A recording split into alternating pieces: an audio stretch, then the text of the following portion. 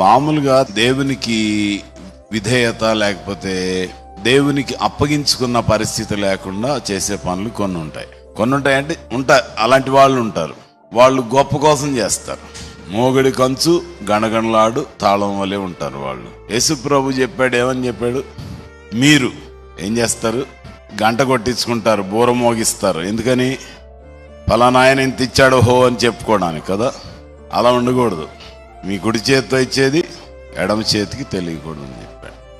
చర్చిల మీద కూడా చెప్తారు, ఏమని ఒక పాలరాయి అంటే మార్బుల్లో ఏదో రాసి దాని మీద ఇంత ఫలానా వాళ్ళు ఇంత ఇచ్చారని చెప్పి దాని మీద కూడా రాస్తారు.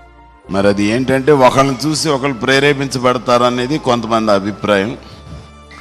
కానీ అభిప్రాయాలను బట్టి మనం వెళ్ళకూడదు కదా, దేవుని వాక్యాన్ని బట్టి వెళ్ళాలి. సో ఫలానా వారు ఇంత ఇచ్చారని ఎదురుగుండా ఎక్కడో ఒక చోట పెట్టి రాస్తూ ఉంటారు. అది దేవునికి ఇష్టమైంది కాదు. కాబట్టి ప్రజల కొరకు కాకుండా విశ్వాసాన్ని ఎలా మనం రుజువుపరచాలి?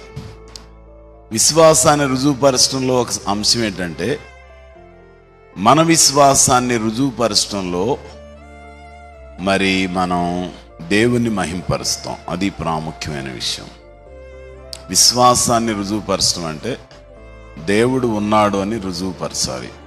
అది అందరూ జ్ఞాపకం చేసుకో. నీ క్రియల ద్వారా, నీ జీవన విధానం ద్వారా మరేం చేయాలి?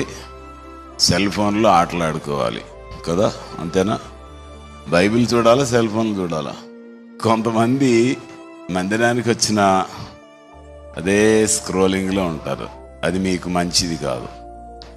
దేవుని వాక్యం ఇంతకు ముందు మనం చదివాం కదా, ఇర్మియా గ్రంథం 48వ అధ్యాయం 10వ వచనంలో దేవుని కార్యాన్ని అశ్రద్ధగా చేసేవాడు శాపగ్రస్తుడు అని ఉంది.